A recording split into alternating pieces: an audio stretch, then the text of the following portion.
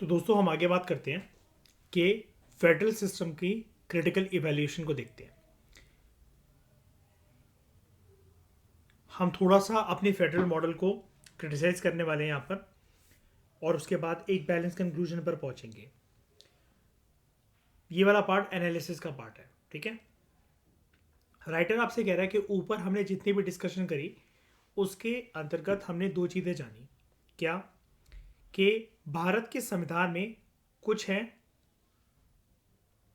Federal features और कुछ हैं यूनिटरी फीचर्स, ठीक है। यानी कि इंडिया या इंडिया के कॉन्स्टिट्यूशन को क्या मैं ऐसा बोल सकता हूँ, वो ना तो पूरी तरीके से यूनिटरी मॉडल पर बेस्ड है, ना ही पूरी तरीके से फेडरल मॉडल पर बेस्ड है। हाँ या ना? है ना? बिल्कुल ऐसा है। तो भारत का जो संविधान है, जैसा कि ट्रेडिशनल फेडरल सिस्टम चलते हुए आए हैं दूसरी कंट्रीज से, हम कह सकते हैं यस, हमने फेडरल मॉडल की बड़ी सारी चीज़ें वहाँ से अडॉप्ट करी हैं। टिपिकल जो फेडरल सिस्टम होता है वो क्रिस्टल क्लियर डिवीजन करता है पावर की सेंटर में और स्टेट्स के बीच में, है ना। पावर 50% जाती है सेंट्रल गवर्नमेंट के पास, 50% जाती है स्टेट गवर्नमेंट्स के पास। तो इंडिया जो है, लेकिन जो ट्रेडिशनल फेडरल सिस्टम है जहाँ पर प्रॉपर तरीके से 50-50% पावर की डिवीजन होती है, लाइक यूएसए जैसी कंट्री में, स्विट्जरलैंड में, ऑस्ट्रेलिया में, इससे थोड़ा सा भारत डेविएट हुआ। हमारे संविधान निर्माता जो है, कॉन्स्टिट्यूशन मेकर्स हैं, उन्होंने फेडरल फीचर्स को तो रखा, लेकिन इसके अलावा बड़े सारे उन्होंने कॉन्स्टिट्यूशन के अंदर यूनिटरी या फिर जिसको हम लोग कहें नॉन फेडरल फीचर्स को भी इनकॉर्पोरेट करा, ठीक है। और पूरा का पूरा जो बैलेंस ऑफ पावर है, बैलेंस ऑफ पावर जैसे बाकी ट्रेडिशनल फेडरल कंट्रीज में कैसे है, ये एक ऐसा सीसो है दूसरी कंट्रीज में जहां पर अगर एक साइड स्टेट्स हैं, दूसरी साइड सेंटर है, तो ये प्रॉपर तरीके से बैलेंस है, टिपिकल तरीके से इसका बैलेंस हो रखा है। लेकिन वहीं पर अगर हम लोग इंडिया की बात करें, इंडिया के अंदर जो पावर सिस्टम है, it is tilted it is tilted in favour of centre. Seesaw में एक चीज होती है ना कि वजन जिसका ज्यादा होता है वो बॉटम की तरफ होता है, तो सेंटर ने अपनी तरफ पूरा का पूरा पावर को टिल्ट कर रखा है। States as compare to centre थोड़े से वीक अपीयर होते हुए दिखते हैं हमें। ओके, ये मॉडल, ये वाला जो मॉडल है, ये है इंडियन मॉडल, और ये दूसरी कंट्रीज का मॉडल है, लाइक यूएसए, स्विट्जरलैंड और ऑस्ट्रेलिया। क्लियर है इतनी बात?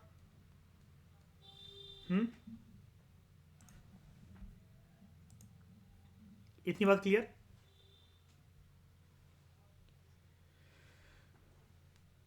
तो this has prompted constitutional experts to challenge the federal character of Indian constitution.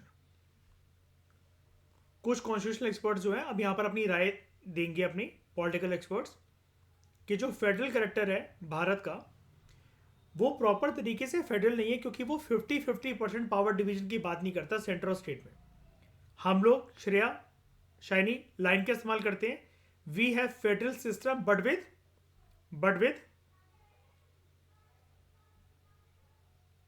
Unitary bias, यानी कि स्ट्रॉन्ग सेंटर कह लो, या फिर कह लो फेडरल सिस्टम विद यूनिटरी बाइस।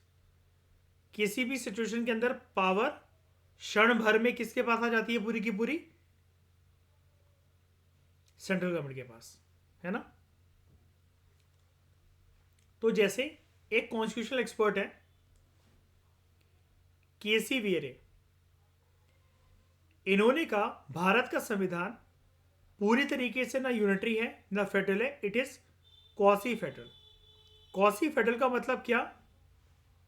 ज्यादातर नॉर्मल सर्कमस्टांसेस के अंदर अनन्या कैसे वर्क करेगा फेडरलिज्म का मॉडल?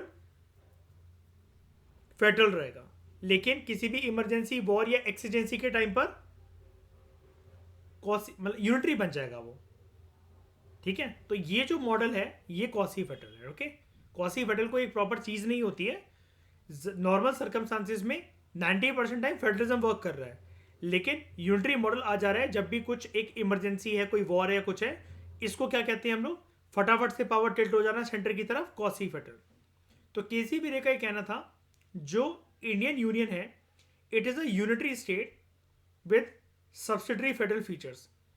वो अपने आप में मतलब भारत अपने आप की इमेज पोर्ट्रे नहीं करता है एज यूनिटरी स्टेट। उसके फीचर से देखने को हमें लगता है कि वो फेडरल फीचर्स है, लेकिन जड़ से वो अंदर से एक यूनिटरी स्टेट है, यानी कि सारी पावर किसके पास है?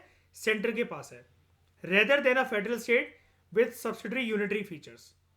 तो वो कह रहा है कि बाय नेचर अगर आप उसकी स्ट्रक्चर को भारत देश के स्ट्रक्चर को अगर अच्छे से जानोगे तो वो एक यूनिटरी स्टेट है जिसके कुछ फेडरल फीचर्स हैं। यानी कि देखो, ये है कोर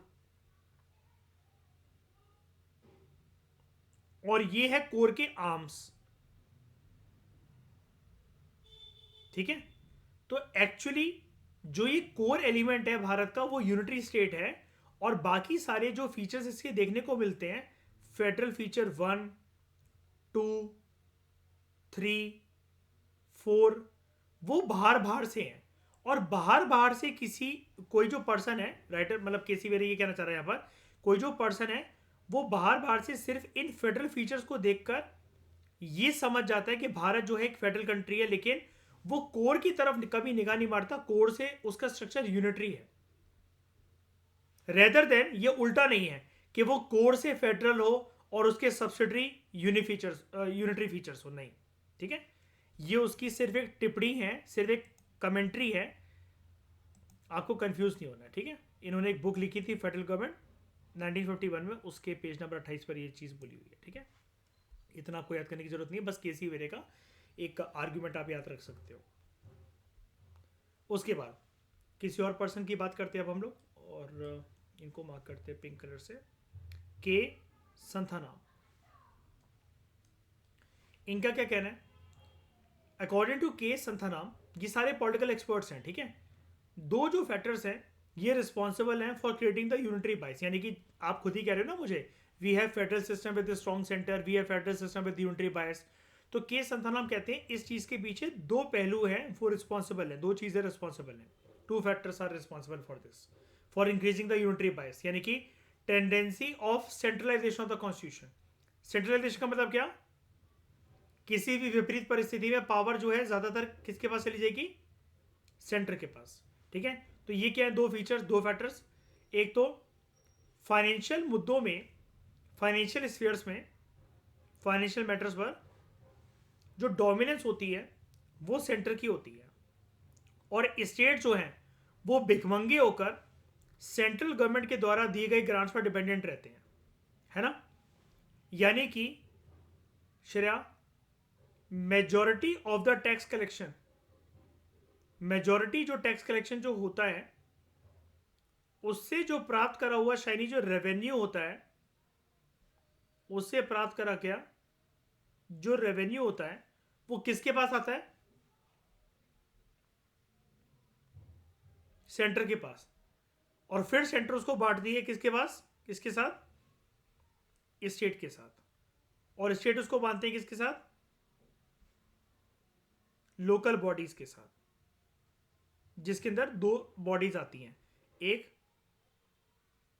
रूरल लोकल बॉडीज और दूसरी अर्बन लोकल बॉडीज। क्लियर है? और सेंटर ये जो अपना पैसा स्टेट के साथ जो बांट रहा है, ये भी कोई अपनी मर्जी से नहीं बांट रहा है, ये भी एक कमीशन होती है जो जिसका गठन होता है हर 5 साल में एक बार। उसकी रिकमेंडेशंस को नजरअंदाज नहीं करना चाहता सेंटर, चाहे तो कर सकता है, लेकिन फिर भी उस कमीशन की मर्यादा, मान मर्यादा के ऊपर एक फिर धब्बा लगता है, एक दाग धब्बा लग जाता है, इसलिए सेंटर करता नहीं ऐसा। तो कौन सी कमीशन है वो? उस कमीशन का नाम क्या है जो कि बात करता है कि टैक्स जो कलेक्ट करा है सेंटर ने वो डिवाइड होना चाहिए सेंटर और स्टेट्स के बीच में? Finance commission.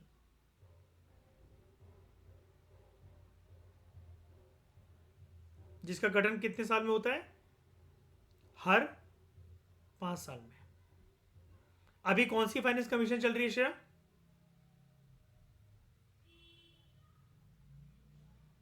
15 finance commission. ठीक है, आर्यन क्लियर है? सब लोगों को ये वाली बात क्लियर? अनन्या, आशिमा, ठकुराइन, ईशा, सबको समझ में आ रहा है? ठीक है, तो एक तो हो गया फाइनेंशियल स्फीयर में सेंटर की डोमिनेंस होती है। राज्य जो है वो सेंटर के द्वारा दिए गए ग्रांट पर निर्भर करते हैं अपने राज्य को चलाने के लिए, राज्य की व्यवस्था को चलाने के लिए। उसके बाद द इमरजेंस ऑफ, याद रखना टॉपिक से डेविएट मत होना, हम 2 ऐसे फैक्टर पढ़ने जा रहे हैं अकॉर्डिंग टू के संथानम, जिसकी वजह से हमारे कॉन्स्टिट्यूशन में यूनिटरी बाइसनेस है। ठीक है, दूसरा जो फैक्टर है उसने कहा है the emergence of a powerful ऑर्सवेल प्लानिंग कमीशन। अब ये ऑर्सवेल मतलब क्या? पहले थी एक बॉडी, नेशनल लेवल की बॉडी, जो कि हमारे देश में 5 ईयर प्लान को बनाती थी, जिसका नाम क्या था? Planning commission. अब प्लानिंग कमीशन का नाम क्या है? नीति आयोग। अब प्लानिंग कमीशन का नाम है नीति आयोग। और नीति की फुल फॉर्म क्या है? National institution for transforming India. National institution for transforming India, NITI Aayog. ठीक है, तो अब नीति आयोग का जो पुराना नाम था, नीति आयोग कब बना है? 2015 में। प्लानिंग कमीशन का नाम चेंज हो गया, थोड़ा सा इसका स्ट्रक्चर चेंज हो गया। पहले इसका नाम क्या था? Planning commission.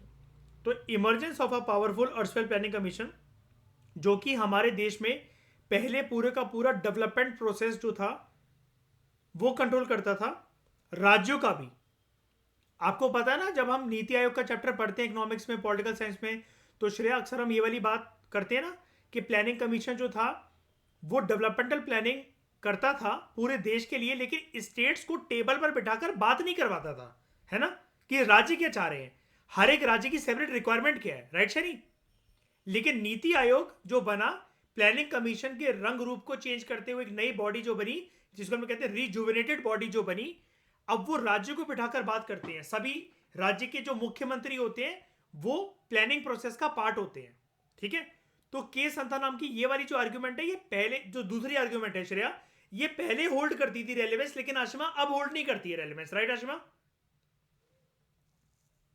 है ना, वो कह रहा है कि इमरजेंस ऑफ अ पावरफुल अर्सवेल प्लानिंग कमीशन, उसने खुद वैसे बोल दिया, अर्सवेल planning commission which control the developmental process in the state. लेकिन अब जो है डेवलपमेंट प्रोसेस स्टेट के अंदर कंट्रोल भर ही करता है प्लानिंग कमीशन, लेकिन अनन्य अब क्या है, पहले राज्यों को बिठाकर बात नहीं होती थी, स्टेट्स के साथ डिस्कशन नहीं करी जाती थी। प्लानिंग कमीशन को जो सही लगता था वो कर देता था और राज्य को उसकी बातें माननी पड़ती थी, है ना? राज्यों के साथ बिठाकर बातचीत नहीं होती थी। सेंट्रल गवर्नमेंट जो पॉलिसी, जो स्कीम्स चलाना चाहे स्टेट्स में, वो चला सकती थी। लेकिन ये सेकंड पॉइंट आज के समय में रेलेवेंस होल्ड नहीं करता है, क्योंकि नीति आयोग में जब भी कोई डिसीजन लिया जाता है तो सारी राज्यों की सहमति से लिया जाता है। इसकी भी एक बड़ी इंटरेस्टिंग कहानी है इसके बनने के ऊपर। क्या हुआ था, मैं आपको वैसे बता चुका हूं ये वाली बात, लेकिन सबको एक बार रिकॉल करवा देता हूं। नरेंद्र मोदी जब गुजरात के मुख्यमंत्री थे, तो उन्होंने काफी बार बहुत अच्छे अच्छे सुझाव दिए प्लानिंग कमीशन को। जब प्लानिंग कमीशन चलता था उस टाइम पर वो चीफ मिनिस्टर थे गुजरात के, इस बात से सब लोग वाकिफ हो? ठकुराइन, ईशा, अनन्या, पता है आप सबको, पहले वो मुख्यमंत्री थे। ठीक है, कुणाल तुम्हें तो पता ही है, हाँ ठीक है। तो ये प्लानिंग कमीशन को बड़े अच्छे अच्छे इनिशिएटिव्स देते थे, बड़े अच्छे अच्छे सुझाव देते थे, लेकिन अब यहां पर राज्य की चीफ मिनिस्टर की कोई वैल्यू थी क्या श्रेया प्लानिंग कमीशन में? उसके सुझाव को कोई माना भी जाएगा? साइड में दरकिनार कर दिया जाता था, इग्नोर कर दिया जाता था। ठीक है, तो गुजरात के डेवलपमेंटल इनिशिएटिव के लिए अनन्या क्या था, नरेंद्र मोदी बहुत बार प्रपोजल दे चुके थे प्लानिंग कमीशन को कि ऐसा कर दो, वैसा कर दो। प्लानिंग कमीशन ने एक बात नहीं मानी, क्योंकि प्लानिंग कमीशन के स्ट्रक्चर में ऐसा कुछ था ही नहीं कि राज्यों के साथ बैठकर सहमति करनी है। प्लानिंग कमीशन कोई भी, मैंने आपको बताया ना, स्कीम पॉलिसी इनिशिएटिव बना देता था और राज्य के ऊपर थोप दिया जाता था उसे।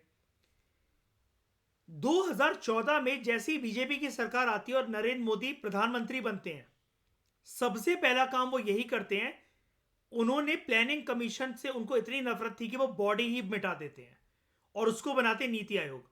और जो चीज उन्होंने लाइफ में भुगती थी, वो अब नहीं चाहते थे कि किसी राज्य के साथ ऐसा हो, कि जब इतने अच्छे अच्छे प्रपोजल डेवलपमेंट के जो उनके दिमाग में थे, सिर्फ इस वजह से प्लानिंग कमीशन उसको इंप्लीमेंट नहीं करती थी, क्योंकि planning commission was dominated by Congress party और हम बीजेपी के हैं। अगर हमारे रिकमेंडेशन अच्छी हो गई तो जनता के ऊपर बीजेपी का प्रभाव पड़ेगा, ना कि कांग्रेस का। इस वजह से इंप्लीमेंट नहीं करा जाता था प्लानिंग कमीशन के द्वारा। नरेंद्र मोदी जी ने प्लानिंग कमीशन का सिर्फ नाम चेंज नहीं करा, उसका अस्तित्व भी चेंज करवाया नीति आयोग बनाकर। बात सिर्फ नाम की नहीं थी, नीति आयोग में अब सारी जो डिसीजन मेकिंग करी जाएगी वो राज्यों के साथ बैठकर करी जाएगी कंसेंसस बेसिस पर। प्लानिंग कमीशन में कंसेंसस तो छोड़ो, मेजोरिटी एंगल की बात भी नहीं थी, क्योंकि राज्यों का कोई रोल ही नहीं होता था।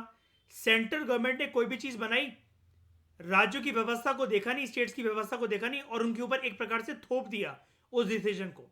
लेकिन नीति आयोग में जिस प्रकार से काम होता है, सारे राज्यों को बिठाकर, किस फॉर्म में, सारे राज्यों के चीफ मिनिस्टर्स को बिठाकर, उनके मुख्यमंत्री को बिठाकर कॉमन तरीके से डिसीजन मेकिंग करी जाती है, उसके बाद डिसीजन को इंप्लीमेंट करा जाता है। जैसे फॉर एग्जाम्पल, अगर प्लानिंग कमीशन चल रहा होता और जीएसटी जैसी कोई चीज आ गई होती तो वो राज्य के ऊपर थोप दी जाती। लेकिन प्रॉपर तरीके से इस सरकार ने, बीजेपी की सरकार ने अपने पहले कार्यकाल में क्या करा, कॉन्स्टिट्यूशनल अमेंडमेंट लेकर आए, नीति आयोग ने उसकी प्लानिंग फॉर्मुलेट करी बहुत अच्छी तरीके से, राज्यों के साथ बैठकर बात करी। कॉन्स्टिट्यूशनल अमेंडमेंट लाने से पहले राज्य को जब बिठाया गया था टेबल पर चर्चा करने के लिए कि आप लोग क्या चाहते हो, GST, goods and services tax जैसी कोई चीज आनी चाहिए कि नहीं आनी चाहिए, राज्यों ने कहा हम नहीं चाहते इसे कि हमारे राज्यों में ये चीज आए। हम हर तरह के इनडायरेक्ट टैक्सेस को खत्म करके एक कॉमन जीएसटी लेकर आएंगे, इससे हमारा रेवेन्यू प्रभावित हो सकता है। सेंटर ने बहुत समझाया, राज्य जो है वो मानने को तैयार नहीं थे। फाइनली सेंट्रल गवर्नमेंट ने एक आश्वासन दिया, एक विश्वास दिलाया, एक गारंटी दी राज्य को कि अगर 5 साल तक, मार्क माय वर्ड्स, 5 साल तक अगर किसी भी प्रकार का रेवेन्यू लॉस तुम्हें होता है, तुम्हारी जो तिजोरी है, श्रेया, राज्यों की तिजोरी का नाम क्या होता है, कंसोलिडेटेड फंड ऑफ स्टेट, अगर वहां से हल्की सी भी चवन्नी अठन्नी का फेरबदल होता है, जितना तुम अभी कमाते हो उससे अगर कम रेवेन्यू तुम्हें प्राप्त होता है, या तुम अच्छे से डेवलपमेंट स्कीम पॉलिसी को इंप्लीमेंट नहीं कर पा रहे हो, हम उसका पूरे का पूरा भुगतान करेंगे। जितना भी डेफिसिट तुम्हारे अभी की तिजोरी में करेक्ट करा जाता है, अगर उससे कोई भी डेफिसिट अगर आता है, सेंट्रल गवर्नमेंट उसे देगी तुम्हें। अब क्या हुआ, ये सारी चीजें 2017 से इंप्लीमेंट करी जानी थी, तो 5 साल अगर आप कैलकुलेट करो, 2017 टू 18 पहला साल, 18, 19, 20, 21, 22। लेकिन जैसा कि हम जानते हैं 2020 और 21 के सालों में भारत जो था, भारत के राज्य जो थे वो कोविड-19 की चपेट में थे। राज्य की सरकारों ने बोला, आपने केंद्र सरकार से, मतलब सेंट्रल गवर्नमेंट से बोला, आपने हमें आश्वासन दिया था, आपने हमें विश्वास दिलाया था कि अगर हमें किसी भी प्रकार का रेवेन्यू लॉस होता है तो आप उसकी भरपाई करोगे। सेंट्रल गवर्नमेंट ने कोविड के टाइम पर चुप्पी साध दी, बिल्कुल केंद्र सरकार चुप होकर बैठ गई इस बात के ऊपर कि राज्य जो है 2 साल का उनको एडिशनल कंसेशन टाइम पीरियड मिलना चाहिए, कि कोविड-19 के टाइम पर उनका जो एडिशनल रेवेन्यू लॉस हुआ है।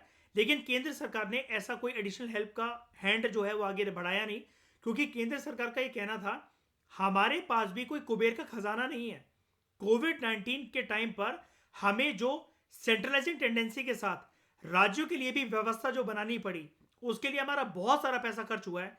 वैक्सीन की डेवलपमेंट के लिए बहुत सारा पैसा खर्च हुआ है। हमने जो टेक्नोलॉजी इंपोर्ट करी दूसरे देशों से, फ्रांस से, स्विट्जरलैंड से, डेनमार्क से, बेल्जियम से, उससे हमारा बहुत पैसा खर्च हुआ है। और हमारे पास कोई पैसों का पेड़ या कुबेर का खजाना या अलादीन का चिराग नहीं है जिससे हम पैसा बना सकें। और आरबीआई जरूर पैसा छापता है, वो एक कंसिस्टेंट पैसा छापने का एक दफ्तर है, लेकिन हम सब जानते हैं, अगर थोड़ी बहुत समझ हम सब में है इकोनॉमिक्स की, कि डेफिसिट फाइनेंसिंग यानी कि printing of fresh currency notes is not a reliable option, is not a good option for the economy in the long run. उसकी इंपैक्ट काफी ज्यादा हानिकारक होते हैं। तो इसके तहत जो राज्य की सरकारों को जो प्रॉमिसरी विंडो दी गई थी उसका टेन्योर भी खत्म हो चुका है और जीएसटी अब एक रियलिटी है।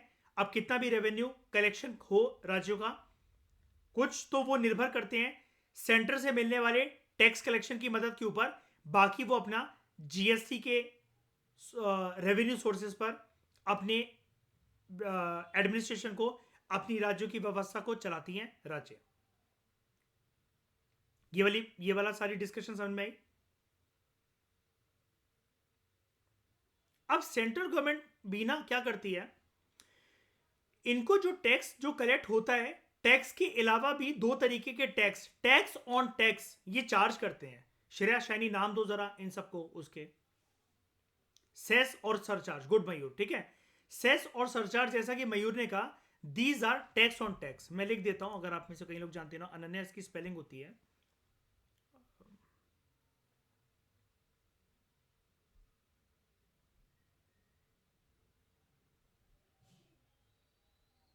Cess and surcharge. अब जैसे ये क्या होता है, इसको शॉर्ट में मैं आप लोगों को समझा देता हूं। देखो, सरकार का अगर कोई स्पेसिफिक, ध्यान से समझना, सरकार का अगर कोई specific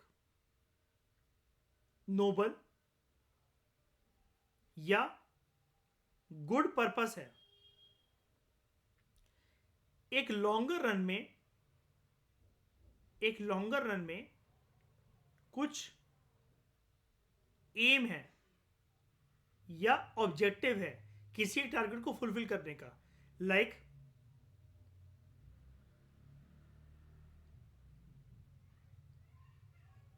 education for all, example दे रहा हूं, या फिर, और वैसे लिया इसी के लिए जाता है, एजुकेशन फॉर ऑल, या फिर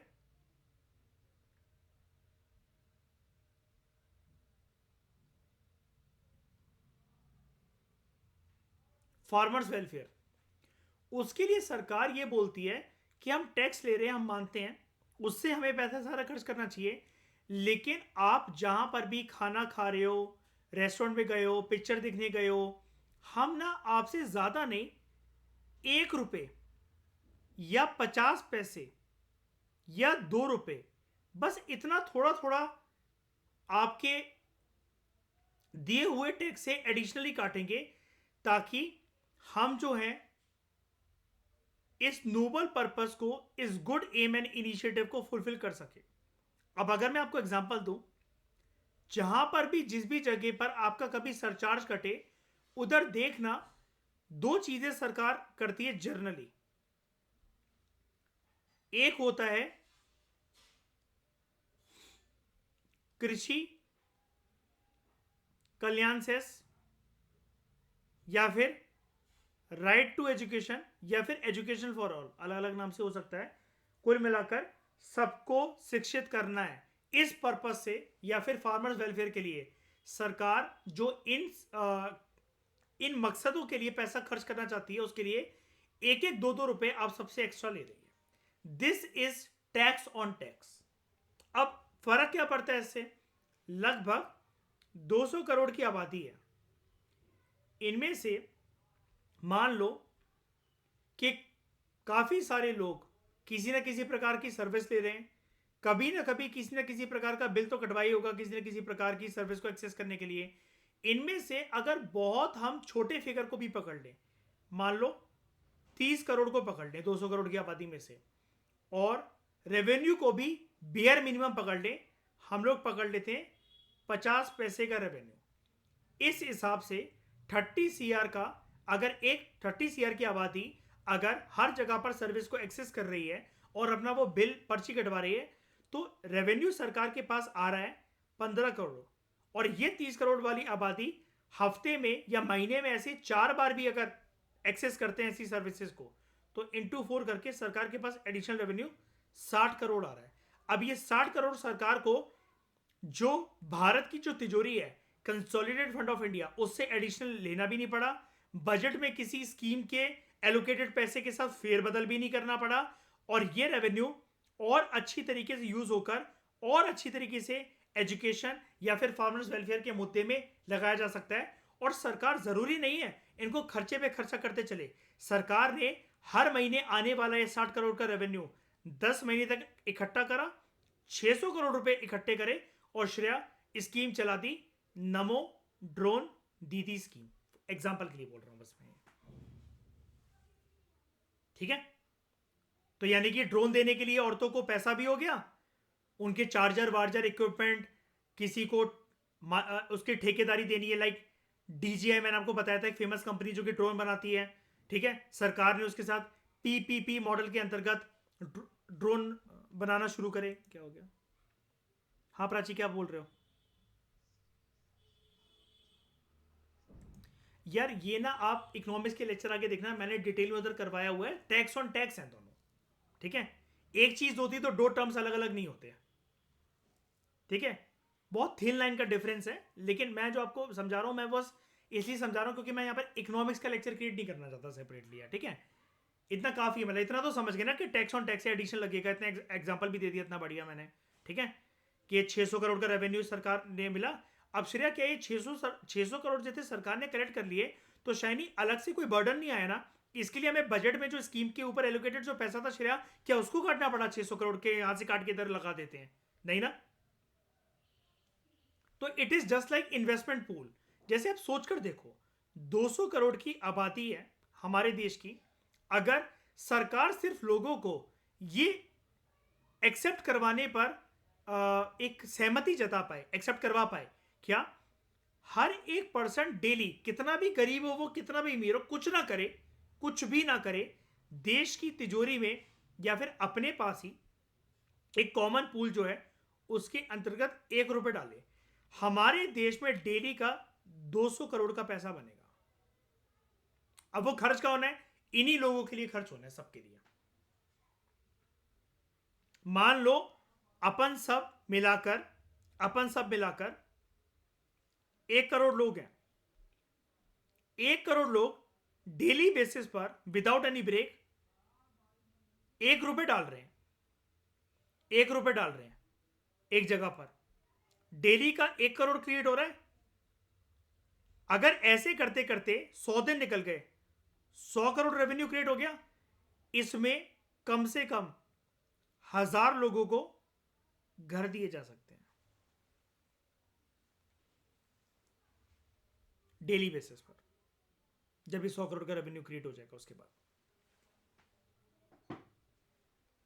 ये सरकार के कुछ पर्पस होते हैं जो सरकार एक फ्यूचरिस्टिक प्लान को लेकर चलती है, कि कोई एक बहुत नोबल पर्पस, अच्छा भी है नोबल वर्ड तो मैं बोल रहा हूं, सरकार कभी नोबल वर्ड यूज नहीं करती है। गुड पर्पस, एक स्ट्रॉन्ग इनिशिएटिव जिसके अंतर्गत सरकार देश का रंग रूप बदलना चाहती है, उस सेक्टर के ऊपर, उस चीज के ऊपर, उस इनिशिएटिव के ऊपर फोकस करते हुए, तब ये टैक्स ऑन टैक्स लिया जाता है, ठीक है। अब फाइनेंशियल स्फीयर में क्या होता है, मैं आपको ये वाली चीज इतनी डिस्कशन लंबी चौड़ी करके क्यों बता रहा था। ये पैसा सरकार ने कलेक्ट करा, कौन सी सरकार ने कलेक्ट करा इन तीनों में से? केंद्र सरकार, राज्य की सरकार, या फिर लोकल बॉडीज ने, पंचायत ने, या फिर महानगर निगम, म्युनिसिपैलिटी ने, किसने? सेंट्रल गवर्नमेंट ने। सेंट्रल गवर्नमेंट क्या करती है, राज्यों की अक्सर कंप्लेंट रहती है कि सेंट्रल गवर्नमेंट इतना ज्यादा पैसा भारी भरकम मात्रा के अंदर कलेक्ट कर लेती है सेस और सरचार्ज की फॉर्म में, लेकिन टैक्स ऑन टैक्स का पैसा, सेस और सरचार्ज का पैसा, बताओ आप सब लोग, जितने आप लोग जानते हो इकोनॉमिक्स के, आपने लेक्चर अटेंड करे मेरे साथ, सेस या सरचार्ज का पैसा केंद्र सरकार बांटती है श्रेया राज्य की सरकारों के साथ? नहीं बांटती है। तो राज्य की सरकारों की कंप्लेंट आप कहोगे कि वो क्यों बांटे केंद्र सरकार? राज्य की सरकार मयूर ये कहती है कि इंप्लीमेंटेशन होगी तो वो ग्राउंड लेवल से ही ना। सेंटर का मतलब क्या हमारे देश में, अगर ऑफिशियली अनऑफिशियल देखा जाए, सेंटर का मतलब है सिर्फ नई दिल्ली और कुछ नहीं। कौन से गरीब, कौन से हाउसिंग स्कीम्स, कौन से राइट टू एजुकेशन, कौन सा vulnerable section of the society, ये सब लोग दिल्ली के अंदर ही हैं। ये पाए जाते हैं अलग अलग राज्यों में, उनके डिस्ट्रिक्ट्स में, गांव में। तो वो व्यवस्था होकर गुजरती है राज्यों के दरवाजे से होकर। तो वो राज्य की सरकार ये बोलती है हमें पैसा दो, हम अपनी स्टेट की ग्राउंड रियलिटी को ज्यादा अच्छे से समझते हैं, और ग्राउंड रियलिटी हमारे राज्यों की व्यवस्था में गांव के लेवल तक जाती है, हम ज्यादा अच्छे से इंप्लीमेंट कर सकते हैं। हमें क्योंकि तुम्हारी भीख पर निर्भर रहना पड़ता है, जो कि तुम टैक्स के नाम पर हमें देते हो, सेस सरचार्ज की चवन्नी अठन्नी भी नहीं हमें पकड़ाते हो, हमें वेट करना पड़ता है वेरियस स्कीम्स की इंप्लीमेंटेशन के लिए। ये तुम अपने राज्य में जहां पर केंद्र सरकार, केंद्र लेवल पर बीजेपी की सरकार है, राज्यों में बीजेपी की सरकार है, उसको तुम जल्दी जल्दी पैसा बांट देते हो। नॉन बीजेपी स्टेट्स में ये पैसा कम आता है। हालांकि जब बीजेपी ऑपोजिशन में थी और केंद्र में कांग्रेस थी तब बीजेपी वालों की भी ये समस्या रहती थी।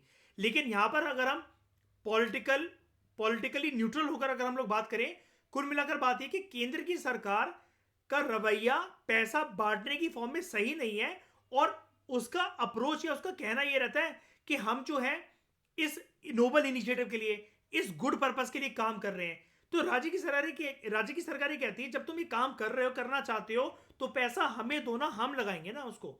तुम अपने आप से लगाते हुए सोचते हो, एक चवन्नी अठन्नी नहीं देते हो हमें सेस सरचार्ज की, और तुम जो नॉर्मल टैक्स जो तुम्हें देना भी चाहिए, 15th फाइनेंस कमीशन तुम्हें बताता है कितना देना चाहिए, उसके लिए हमें कितना वेट करना पड़ता है। बड़ी सारी पावरफुल स्ट्रॉन्ग स्कीम्स जो कि हमने शुरू कर दी गई होती हैं, लेकिन पीछे से कॉन्टिन्यूसली लगातार पैसों की बैकिंग होने की ना होने की वजह से हमें उनको रोकना पड़ता है। तो वो ना रोलर कोस्टर राइड ले लेकर चलती है हमारी स्कीम्स। राज्य की सरकार ये कंप्लेन करती है सेंट्रल गवर्नमेंट से कि कभी तो बहुत हाइपर मोड पे चलती हैं, फिर पैसों की कमी हो गई तो उसको स्लो करना पड़ता है, फिर पैसा आया फिर वो ऊपर गया, फिर पैसा एकदम से गिर गया, फिर कोविड जैसा सिनेरियो आया तो हमें मेंटेन करना पड़ रहा है, वो कंसोलिडेशन फेज पे चला गया, ठीक है, फिर ड्रॉप डाउन लेवल हो गया, फिर तुमने एकदम से पैसा दिया तो वो ऊपर चला गया। तो स्कीम के अंदर जो एक कॉन्टिन्यूस फ्लो ऐसा होना चाहिए, ठीक है, एक स्ट्रेट लाइन का फ्लो होना चाहिए, वो फ्लो ना होकर एक रोलर कोस्टर राइड बन जाती है एक स्कीम। कि स्कीम जो है, मान लो ब्लू कलर से मैं ले रहा हूं, ये कोई पॉलिसी है जो कि राज्य की सरकार ने चलाई।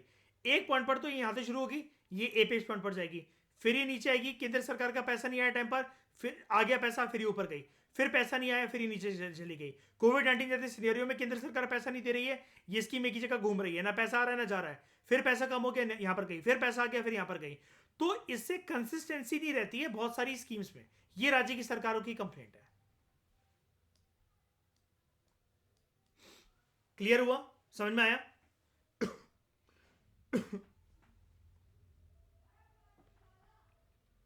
बताओ। ठीक है, अनन्या क्लियर हुआ? थोड़ा सा कुछ समझ में आया?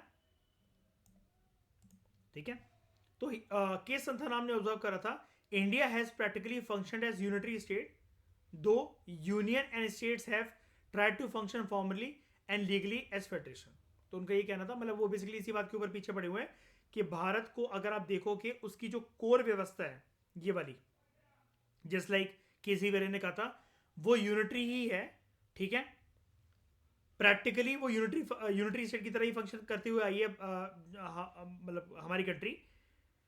दो union states have tried to function formally and legally as federation. Legally मतलब कैसे? क्योंकि संविधान के अंदर लिखा हुआ है।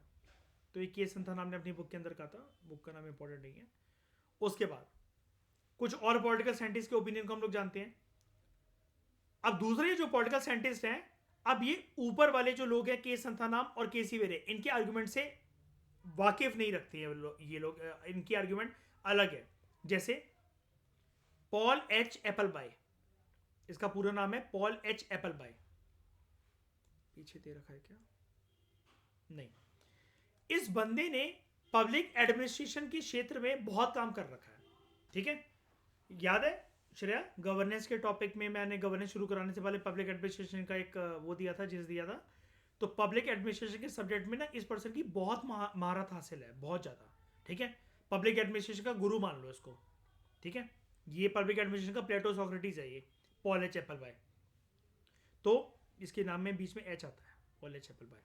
तो he characterises the Indian system as extremely federal. ये कहता है बहुत फेडरल है, देख रहे हो, मतलब ऊपर वाले केसी वेरे और के संथानाम के मुंह पर भिगोकर जूता मार रहा है, ठीक है, कह रहा है एक्सट्रीमली फेडरल। उसके बाद एक और पॉलिटिकल थ्योरिस्ट मॉरिस जोन्स, इसका कहना है कि हमारे देश में फेडरलिज्म तो है, लेकिन it is bargaining federalism. Bargaining federalism यानी कि बार्गेन कौन करता है यहां पर? किसको थोड़ा सा नीचे झुककर रहना पड़ता है? स्टेट्स को, हल्का सा। उसके बाद सर आइवर जेनिंग्स का नाम तो आप लोग जानते ही हो, इनिशियल चैप्टर्स में सुन ही रखा आपने। सर आइवर जेनिंग्स का कहना है, उन्होंने डिस्क्राइब करा इंडिया को कि India is a federation with strong centralising tendency. जैसा कि मैं आपसे हमेशा ये बोलता रहता हूं, federal system with strong centre. ठीक है, इन्होंने ऑब्जर्व करा कि इंडियन कॉन्स्टिट्यूशन मेनली फेडरल है, लेकिन उसके अंदर कुछ यूनिक सेफगार्ड्स हैं नेशनल यूनिटी और ग्रोथ को सुनिश्चित करने के लिए, जिसके लिए कभी कभार इन दो पैरामीटर्स को अचीव करने के लिए, नेशनल यूनिटी और नेशनल ग्रोथ को सुनिश्चित करने के लिए कभी कभार पावर जो है वो सेंट्रल गवर्नमेंट के पास चली जाती है। ठीक है, ठीक है। एक पर्सन है एलेक्जेंड्रोविक, इसका ही कहना था India is a case sue Gennaris. Sue Gennaris का मतलब होता है यूनिक इन कैरेक्टर। इंडिया अपने आप में एक यूनिक है। ठीक है, कैसे यूनिक है ये वही कहना चाह रहा है, federal system with unitary bias, federal system with strong centre. फिर ग्रैनवेल ऑस्टिन का नाम भी आप जानते हो। ग्रैनवेल ऑस्टिन ने इंडियन फेडरलिज्म को कहा कि वो है कोऑपरेटिव फेडरलिज्म का मॉडल। कोऑपरेटिव फेडरलिज्म का मॉडल मतलब क्या, यहां पर सेंटर और स्टेट कोऑपरेट करके चलते हैं। लेकिन मेरा एक सवाल है श्रेया, ये कॉपरेशन जो है सेंट्रल स्टेट का 2015 से पहले था या 2015 के बाद आया है?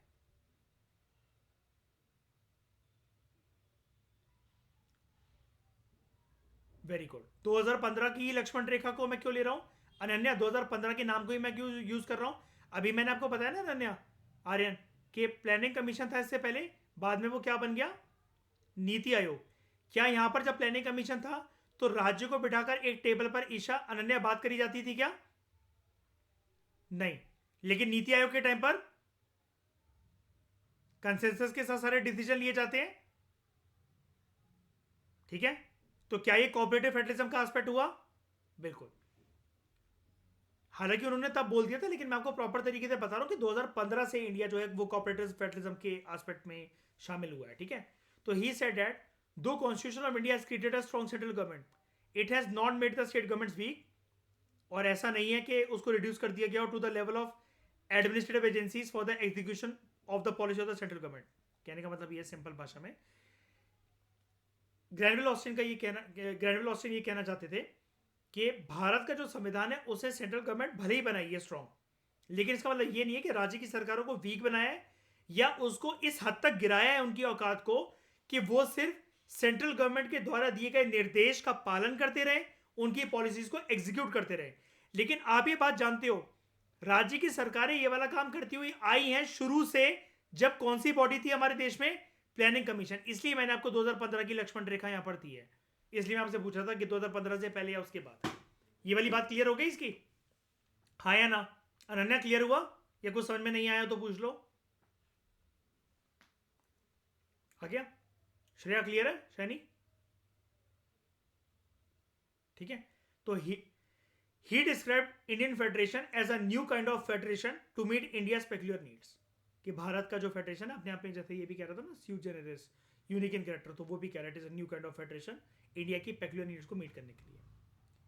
अब इस चीज पर टिप्पणी करते हुए, इस चीज पर कमेंट्री करते हुए कॉन्स्टिट्यूंट असेंबली में जब ये डिसाइड करा जा रहा था कि इंडिया क्या फेडरल कंट्री है, क्या यूनिटरी कंट्री है, क्या वो स्यू जेनेरिस मॉडल के ऊपर बेस्ड है, मतलब एक यूनिक है अपने आप में उसका कैरेक्टर, क्या वो कॉसी फेडरल है, federal system with strong unitary बायस, क्या है मतलब। तो उसके ऊपर डॉक्टर BR अम्बेडकर ने कॉन्स्टिट्यूंट असेंबली के अंदर अपने कुछ आर्ग्यूमेंट्स पेश करे। अब ये जो भी हम वर्ड्स बोलेंगे कोट एंड कोट करते हुए, ये अम्बेडकर की मुंह जुबानी है। उनका कहना था भारत का जो संविधान है वो एक फेडरल कॉन्स्टिट्यूशन है। कब तक, मतलब कब तक नहीं, सॉरी, कितना, जितनी एक डुअल पॉलिटी का नेचर है हमारे कॉन्स्टिट्यूशन का, हमारे देश का। डुअल पॉलिटी मतलब क्या, हम लोग जिस प्रकार से दो लेवल ऑफ गवर्नमेंट स्टैब्लिश करते हैं, एक सेंट्रल लेवल पर और एक स्टेट लेवल पर।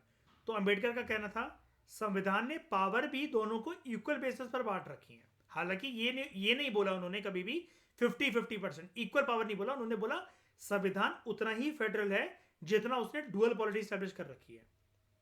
हमारा जो यूनियन है it is not a league of states. ठीक है, it is not a league of state united in a loose friendship, nor are the states agencies of the union, कि वो उससे अपनी पावर डिराइव कर रहे हैं। क्यों? आपको पता है ना हमारे देश में राज्य अमेरिका से कैसे अलग है? क्योंकि हमारे देश में स्टेट्स जो हैं, अनन्या जब साथ आए थे, क्या उन्होंने एग्रीमेंट करा क्या किसी प्रकार का?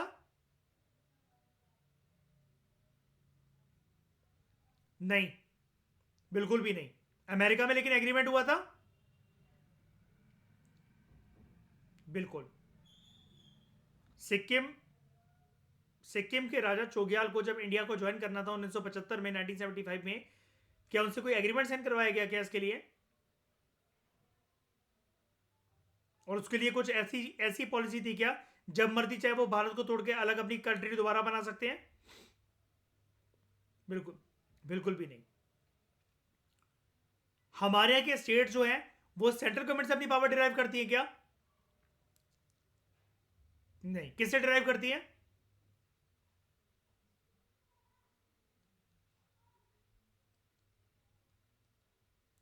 कॉन्स्टिट्यूशन से। तो both the union and the states are created by the constitution, both derive the respective authority from constitution itself. ये अंबेडकर ही बोल रहे हैं सारी बात। उनका ये भी कहना था, he further observe yet the constitution avoids tight mode of federalism. कह रहे हैं कि पावर सारी इक्वली डिवाइडेड है, राज्यों के पास फ्रीडम है, वो राज्य अपनी पावर डिराइव नहीं करती हैं सेंट्रल गवर्नमेंट से, उनकी पावर कॉन्स्टिट्यूशन डिराइव होती है। लेकिन फिर भी अंबेडकर कहते हैं हमारे कॉन्स्टिट्यूशन में हमने जो टाइट तरीके से जो फेडरलिज्म होता है कि राज्य इस दायरे में रहकर काम करेंगे, राज्य की सरकारें, और केंद्र सरकार इस दायरे में रहकर काम करेंगे, वो जो प्रॉपर एक लक्ष्मण रेखा है हमने वो नहीं बनाई। बिल्कुल कि अंबुजा सीमेंट की दीवारें खड़ी कर दी सेंट्रल गवर्नमेंट की पावर में और स्टेट गवर्नमेंट्स की पावर में, ऐसा नहीं करा हमने इसका स्कोप छोड़ा है कि during the requirements of time and circumstances. और ये सर्कमस्टांस और टाइम अनन्या याद है, मैंने शुरू में भी मेंशन करे थे, किसी भी प्रकार की इमरजेंसी, वॉर सिचुएशन, है ना, उस टाइम पर हमारे संविधान में श्रेय स्कोप छोड़ा गया है कि हमारे संविधान में जो नेचर है फेडरलिज्म का वो इमीडिएटली यूनिटरी के अंदर कन्वर्ट हो सकता है। और ऐसा क्यों करा जाता है अनन्या? क्योंकि किसी भी इमरजेंसी के टाइम पर, वॉर सिचुएशन के टाइम पर राज्यों के साथ बैठने का टाइम होता है क्या? बिल्कुल नहीं। That situation works like a time bomb. ठीक है। अंबेडकर को लेकिन कॉन्स्टिट्यूंट असेंबली के मेंबर्स क्रिटिसाइज कर रहे थे कि ये सिर्फ तुम्हारी कहने वाली बात है, सेंट्रल गवर्नमेंट के पास देखो कितनी ज्यादा पावर है, there is over centralisation in Indian constitution. तो इस क्रिटिज्म को रिप्लाई करते हुए अंबेडकर ने बोला, a serious complaint is made on the ground. हमारे जो सदस्य हैं, जो दूसरे फ्रेंड्स हैं कॉन्स्टिट्यूशन जिनका बनाने में योगदान है, मुझे बड़े दिनों से एक बात सुनने को मिल रही है कि वो सारे लोग मुझसे कंप्लेंट कर रहे हैं। अब अंबेडकर ये सारी कंप्लेंट्स को खुद एड्रेस को करते थे क्योंकि अंबेडकर ही ड्राफ्टिंग कमेटी के चेयरमैन थे। ज्यादातर जो कॉन्स्टिट्यूशन के अंदर क्या डलना है क्या नहीं डलना है ना श्रेया, ये जो डिसाइड करा गया था अंबेडकर के द्वारा करा गया था, राइट है ना, पता है ना? क्योंकि अंबेडकर को मुंह जुबानी कितने कंट्रीज के कॉन्स्टिट्यूशन याद थे? मोर देन 60, है ना? और यहां शायद हमें एक लक्ष्मीकांत याद नहीं हो रही पूरी, है ना? तो उन्होंने बोला एक सीरियस कंप्लेंट मुझसे करी जा रही है, बड़े दिनों से मुझे सुनने को मिल रहा है कि कॉन्स्टिट्यूंट असेंबली के मेंबर्स एक बात से नाखुश हैं कि सेंट्रल गवर्नमेंट को बहुत ज्यादा पावर दे दी गई है और नाम ही हो गया कॉन्स्टिट्यूशन का कि there is federation, there is too much centralisation, centre के पास बहुत ज्यादा पावर है एंड स्टेट जो है they have been reduced to municipalities. मतलब एक टॉन्ट है ये कि राज्य, मतलब मेंबर्स ये कह रहे हैं कि राज्य का स्टेटस तुमने बिल्कुल रूरल लोकल बॉडीज की, ये सॉरी अर्बन लोकल बॉडीज की तरह कर दिया है और सेंटर को बहुत मान पोजीशन पर पहुंचा दिया है। तो वो अंबेडकर कहते हैं इस आर्गुमेंट के डिफेंड में, it is clear that this view is not only an exaggeration. कहते हैं ये व्यू ना बढ़ चढ़कर है, ध्यान से संविधान निर्माताओं ने कॉन्स्टिट्यूंट असेंबली के मेंबर से समझा नहीं इस बात को। कहते हैं ये अतिशयोक्ति है, एग्जैजरेशन को हिंदी में कहते हैं अतिशयोक्ति। ठीक है, तो वो कहते हैं ये सिर्फ एक अतिशयोक्ति है but it is also founded on misunderstanding. ये आपकी मिसअंडरस्टैंडिंग भी है कि कॉन्स्टिट्यूशन आपने समझा ही नहीं कि एक्चुअली करना क्या चाहता है। तो अंबेडकर बोलते हैं जब बात आती है राज्य की सरकार और केंद्र सरकार के रिलेशंस की, तो ये इंपॉर्टेंट हो जाता है दिमाग में रखना कि हमारा कॉन्स्टिट्यूशन या हमारा देश कौन से फंडामेंटल प्रिंसिपल के ऊपर रेस्ट करता है। तो बेसिक प्रिंसिपल है फेडरलिज्म, वो हमेशा बेसिक ही रहेगा, यानी कि लेजिस्लेटिव और जो एग्जीक्यूटिव अथॉरिटी है, ठीक है, it is partition between the centre and the states. Law making power centre के पास भी है, लॉ इंप्लीमेंटिंग पावर सेंटर के पास है. Similarly law making power states के पास भी है just like centre, law implementing power states के पास भी है जस्ट लाइक सेंटर. जैसे हम कंपेयर करते हैं, सेंट्रल लेवल पर पीएम, स्टेट लेवल पर सीएम. सेंट्रल लेवल पर council of ministers, state level पर काउंसिल ऑफ मिनिस्टर. सरकार का गठन सेंट्रल लेवल पर भी हो सकता है, सरकार राज्य के लेवल पर भी बनती है. जुडिशरी की बात भी कर लें अगर एडिशनली हम लोग, यहां पर सुप्रीम कोर्ट है, यहां पर हाई कोर्ट है, सारी चीजें हैं. ठीक है, तो this is what the constitution does. तो यहां पर वो अंबेडकर कह रहे हैं कि ऐसा मत समझो कि किसी एक्सेप्शनल सिचुएशन के अंदर हमने ज्यादातर पावर सेंटर को दे दी है. इसका मतलब ये नहीं है कि स्टेट जो है वो सेंट्रल गवर्नमेंट के ऊपर निर्भर करते हैं अपनी लेजिस्लेटिव या फिर एग्जीक्यूटिव अथॉरिटी को देखने के लिए.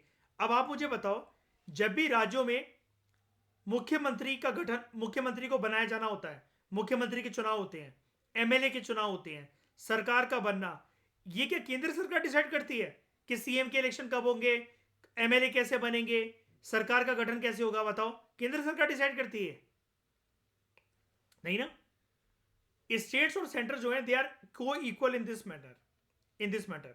तो it is difficult to see how such a constitution can be called a centralism. तो अंबेडकर कहते हैं अब मुझे समझ में नहीं आता, जब दोनों के पास इंडिपेंडेंट अथॉरिटी है अपनी law making body, law executing body का गठन करने के लिए, तो कैसे आप लोग कह रहे हो कि इंडियन कॉन्स्टिट्यूशन सेंट्रलाइजेशन की तरफ है, सेंट्रलिज्म की तरफ है? तो it is therefore wrong to say that the states have been placed under the center. Center cannot by its own will alter the boundary of this partition, nor can the judiciary. मतलब कौन सा partition? यहां पर देश के partition की बात की हो रही है, इंडिया पाकिस्तान, यानी कि ये जो लेजिस्लेचर, एग्जीक्यूटिव और जो जुडिशरी है सेंट्रल लेवल पर और स्टेट लेवल पर, इस लाइन को कोई नहीं तोड़ सकता, ना सेंट्रल गवर्नमेंट ना जुडिशरी. अब सुप्रीम कोर्ट के पास एक केस आया था, एसआर बोमई केस. नाम याद है ना इसका? SR Bommai case. SR Bommai versus union of India 1994 case. इस केस में सुप्रीम कोर्ट ने एक टिप्पणी करी. सुप्रीम कोर्ट का कहना यह था कि कॉन्स्टिट्यूशन जो है हमारा वो फेडरल है, और सुप्रीम कोर्ट ने बोला कि फेडरलिज्म जो है वो बेसिक फीचर है, यानी कि बेसिक स्ट्रक्चर का पार्ट है. अभी मैंने कल परसों एक रिकॉर्डिंग डाली थी ग्रुप पे, क्या आप सबने वो सुनी थी? हरनीत ने मुझसे एक सवाल पूछा था, क्या कह रही थी वो, कि बेसिक स्ट्रक्चर कहीं डिफाइंड है कॉन्स्टिट्यूशन के अंदर, ऐसा कुछ पूछा था उसने, है ना. मैंने ऑडियो के अंदर शॉर्ट में 1.5 मिनट की ऑडियो के अंदर पूरा एस्पेक्ट समझा दिया था कि बेसिक स्ट्रक्चर क्या है. ठीक है, और वो टाइम टू टाइम मैंने बताया था ना कि ओपन बास्केट है, वो क्रिएट होती रहती है. कब आया था? 1973 में. कौन सी जजमेंट से? Kesavananda Bharati versus state of Kerala. ठीक है, अब ये 1994 की बात है. इस केस में सुप्रीम कोर्ट ने श्रेया किसको बोला कि क्या चीज बेसिक फीचर या बेसिक स्ट्रक्चर का पार्ट है? Federalism.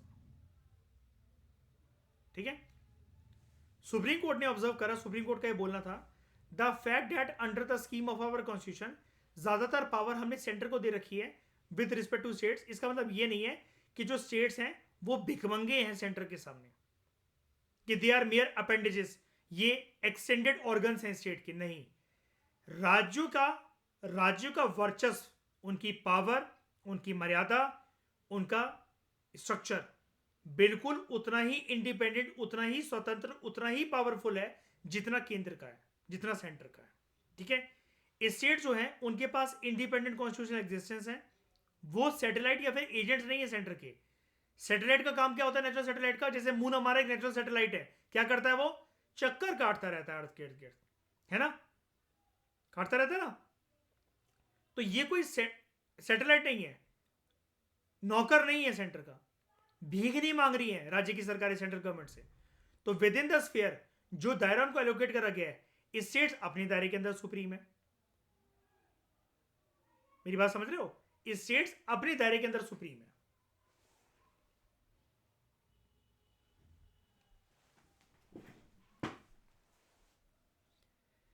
The fact that during emergency and in certain other eventualities मैंने बताया था ना आपको, अनन्या याद है? ईशा, कुछ इमरजेंसी के टाइम पर, जैसे ये तो इमरजेंसी मान लो कि आर्टिकल वाली 352, 356, 365, 360, ठीक है। और या फिर इमरजेंसी मतलब वॉर हो गया, कुछ आपातकालीन की स्थिति हो गई, तो during emergency and in certain other eventualities their powers are overridden or invaded by the centre. Supreme court कह रहा है, मानते हैं कि किसी भी आपातकालीन या इमरजेंसी या वॉर सिचुएशन में सारी पावर स्टेट से छीनकर सेंटर के पास चली जाती है, लेकिन ये कैसे भी करके जो हमारे संविधान में पावर इक्वल तरीके से डिवाइडेड है सेंटर और स्टेट के बीच में, ये उसको डिस्टर्ब नहीं करता उस स्ट्रक्चर को। दे आर एक्सेप्शंस, क्योंकि ऐसा हर बार नहीं होगा। अब मुझे आप लोग बताओ जरा, आप लोग बताओ अभी स्ट्रक्चर कैसा है? अभी जिस टाइम पर हम बैठकर 10:03 PM 19 जनवरी 2024 को बैठे हुए हैं, इस टाइम पर ये स्ट्रक्चर कैसा है हमारे देश का? फेडरल है।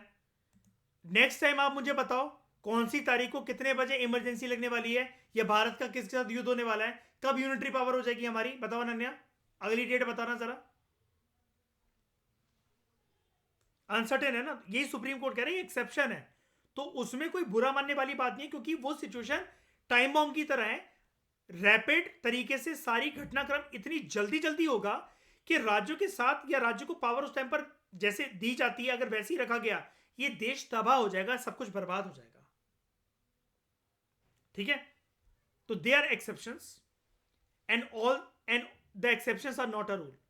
एक्सेप्शंस कभी रूल नहीं होते हैं। जैसा कि मैं आपसे, देखो अभी मैंने आपसे पूछा कि बताओ रूल के अनुसार अगली बार स्ट्रक्चर यूनिटरी कब होने वाला है, आप कोई बता सकते हो रूल के अनुसार? ये कोई रूल है? मयूर, लीप ईयर होगा उस टाइम पर होगा यूनिटरी स्ट्रक्चर उस साल? ये कोई रूल नहीं है। एक्सेप्शंस कभी रूल नहीं होते हैं। तो लेट इट बी सेड, ये सारी बातें सुप्रीम कोर्ट बोल रहा है, let it be said that the federalism in Indian constitution is not a matter of administrative convenience. कि फेडरलिज्म जो है वो एडमिनिस्ट्रेटिव कन्वीनियंस के बेसिस पर नहीं रखा गया कि let's divide the power between centre and the state, क्योंकि सेंट्रल गवर्नमेंट सब कुछ नहीं देख सकता, राज्य के ऊपर बहुत ज्यादा बर्डन आ जाएगा। लेकिन ये वन ऑफ द प्रिंसिपल है हमारे कॉन्स्टिट्यूशन का। The outcome of our own process and the recognition of ground realities. Ground realities क्या? राज्यों की एग्जिस्टेंस को अगर रिकॉग्नाइज करा जाता है तो उनको पावर भी हमें देनी चाहिए। तो इनफैक्ट इंडिया के अंदर जो फेडरलिज्म है, it represents a compromise between the following two conflicting considerations. किसके बीच में compromise? Normal division of power, जिसके अंतर्गत स्टेट्स जो हैं they enjoy autonomy within their own spheres, ठीक है, and the need for national integrity and a strong union government under exceptional circumstances. तो ये क्या हो गया? 99% टाइम हमारे देश का स्ट्रक्चर कैसा चलेगा? फेडरल। 1% एक्सेप्शन के टाइम पर यूनिटरी स्ट्रक्चर हो जाएगा। तभी वो यहां पर आपको वर्ड मेंशन कर रहा है, यहां पर क्या गया? Normal division of power 99% time. ये क्या है? 1% यूनिटरी जब हो जाएगा एक्सेप्शनल सर्कमस्टांसेस। तो following trends in the working of the Indian political system reflects federal spirit. Territorial dispute जो कि स्टेट्स के बीच में चल रहे हैं, फॉर एग्जांपल महाराष्ट्र और कर्नाटका का विवाद चल रहा है बेलगांव के ऊपर, कि बेलगांव किसके पास होगा, ये ऑनगोइंग विवाद है, ठीक है। Disputes between states over sharing of river water, ये हो गया ऊपर वाला बॉर्डर डिस्प्यूट, नीचे वाला हो गया वाटर डिस्प्यूट। मैं क्या बोल रहा हूं? बॉर्डर डिस्प्यूट, और नीचे वाला water dispute between Karnataka and Tamil Nadu over Kaveri water. Emergence of regional parties and their coming to power, and their coming to power in states like Andhra Pradesh, Telangana, Andhra Pradesh, Tamil Nadu, etc. आप regional parties इसको भी कह सकते हो। शुरू शुरू में ये हुई ना रीजनल पार्टी, बना ली थी ना आराम से इसने दिल्ली में सरकार। बताओ, आम आदमी पार्टी की बात कर रहा हूं, है ना। Creation of new states to fulfil regional aspiration, for example Mizoram और झारखंड। न्यू स्टेट्स की अगर आप बात करो तो सबसे लेटेस्ट स्टेट कौन सा?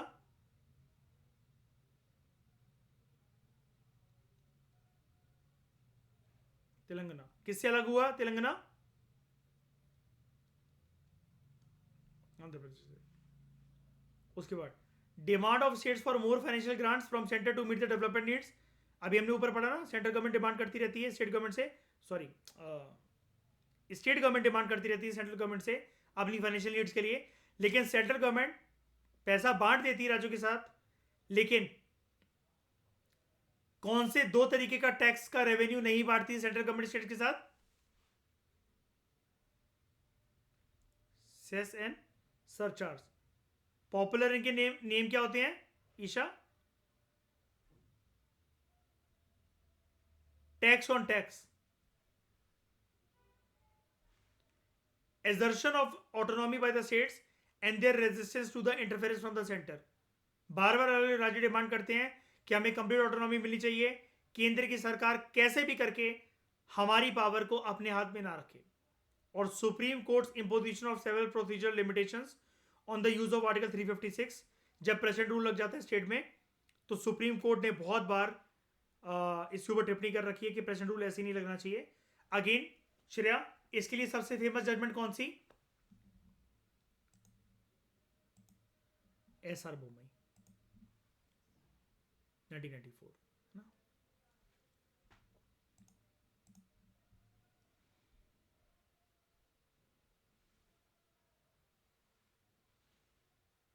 मतलब ये क्या है अनन्या, कंफ्यूज मत होना, आप में से कोई भी लोग कंफ्यूज मत होना। ये वाला जो पैराग्राफ है ये आपको डिस्प्यूट्स दिखा रहा है, ठीक है? फेडरल मॉडल के दो कैटेगरी के डिस्प्यूट्स है, दो कैटेगरी के मुद्दे हैं यहां पर, स्टेट्स वर्सेस स्टेट या स्टेट्स वर्सेस सेंटर। जब भी इनके बीच में लड़ाई हो जाए, हमारे देश में श्रेया कौन सा ऐसा ऑर्गन है जो कि इन लड़ाइयों का निपटारा करवा सकता है? शाबाश, supreme court under its good original exclusive jurisdiction. अच्छा, एक बात और, ये रिकॉल कर सकता है कोई अनन्या कि ये जो आर्टिकल 356 है प्रेसिडेंट रूल स्टेट में लगना, इसको इनवाइट कौन करता है? कौन बोलता है कि राष्ट्रपति शासन लगा दो? गुड। आर्टिकल 356 में वो रीजन क्या देगा? नहीं नहीं नहीं नहीं नहीं नहीं, कॉन्स्टिट्यूशन मशीनरी फेल हो गई है। अगर ये 365 होता ईशा, तो गवर्नर बोलता कि एग्जीक्यूटिव जो पॉलिसीज हैं या कोई एक्शन है जो कि केंद्र सरकार से पास हुआ था, उसको इम्प्लीमेंट होना चाहिए था राज्य की सरकारों में, लेकिन किसी राज्य की सरकार ने उसकी नाफरमानी करी, उसको इम्प्लीमेंट नहीं करा अच्छे से, तो आप आओ और यहाँ पर प्रेसिडेंट रूल लगा दो, ठीक है? कोई भी डाउट है किसी को? अनन्या, कोई ऐसी चीज जो समझ में ना आई हो? ठीक है, ये ना जो आज की क्लास थी ना, जैसे सुप्रीम कोर्ट या अम्बेडकर जो बोल रहे थे, ये एनालिसिस वाली बात है, ये आपको सिर्फ रीड ही करना है, ठीक है? ये ना यार, ये ना कैसा है, ये इस चैप्टर में नहीं, ये हर चैप्टर में अलग अलग जगह पर आपको मिलेगा। आप इसकी ना, जैसे कहते हैं ना कि फ्लेवर को समझने की कोशिश करो कि वो कहना क्या चाह रहा है ना? इसको रट्टा नहीं मारना है, ना ही इतना बड़ा स्कोप है लिखने के लिए। 150 वर्ड्स 250 वर्ड्स के अंदर आंसर लिखने होते हैं आपको, अपन को, ठीक है? ये सिर्फ ऐसा है कि आप लॉजिकल आर्गुमेंट किसी से पेश कर सको, इसलिए मैंने कल की क्लास के साथ इसको नहीं पढ़ाया था। मैं चाहता तो कल ही वाइंड अप करवा देता इसे। हमने जितना भी अभी तक पढ़ा है वो फैक्चुअल प्लस एनालिसिस वाला हमारा कंटेंट था, ये सिर्फ एनालिसिस वाला हमारा कंटेंट है। अब ये आपको याद नहीं करना कि केसी वेरे ने, मतलब ये जो चीज़ें केसी वेरे ने कही, तो ये केसी वेरे ने ही कही हैं, की संतानाम ने ही कही हैं। इसके ऊपर दिमाग को बिल्कुल भी टेंशन मत देना, कोई स्ट्रेस मत दो, दिमाग को कोई लोड मत दो। समझने की कोशिश करो कि हमारे कॉन्स्टिट्यूशन में क्या है। 2-3 पॉलिटिकल एक्सपर्ट्स के नाम ठीक है, जैसे केसी वेरे, के संतानाम, इनकी बातों को गलत प्रूव करने वाले आइवर जेनिंग्स और ग्रैनविल ऑस्टिन, ठीक है? वो कहते हैं कि नहीं नहीं, पूरी तरीके से सेंट्रल है। उसके बाद अंबेडकर को जब टोका गया कि तुमने तो ज्यादातर पावर सेंटर के पास ही रख दी है, तो अंबेडकर ने क्या तू मैं करी बाकी कॉन्स्टिट्यूंट असेंबली के मेंबर से, और फिर जब ये मुद्दा सुप्रीम कोर्ट में गया तो सुप्रीम कोर्ट ने एसआर बोमई केस 1994 में बोला कि फेडरलिज्म बेसिक फीचर या basic structure of the constitution का पार्ट है। बस खत्म हो जाता है यहीं पर। तो उसको समझना है बस, बार बार पढ़ के ऑटोमेटिकली मतलब वो समझ जाओगे, ठीक है, कोई दिक्कत नहीं।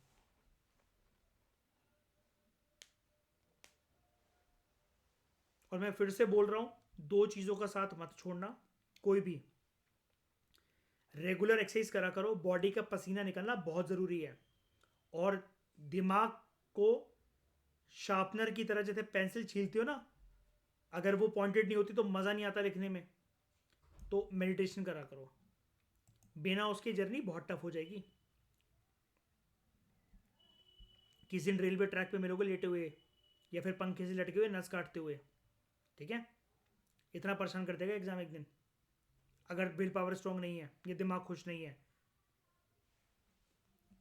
तो इस डिस्कशन में दोस्तों फिलहाल इतना ही। Thank you very much for discussion. Chapter हमारा कॉम्प्रिहेंसिव तरीके से कंप्लीट हुआ।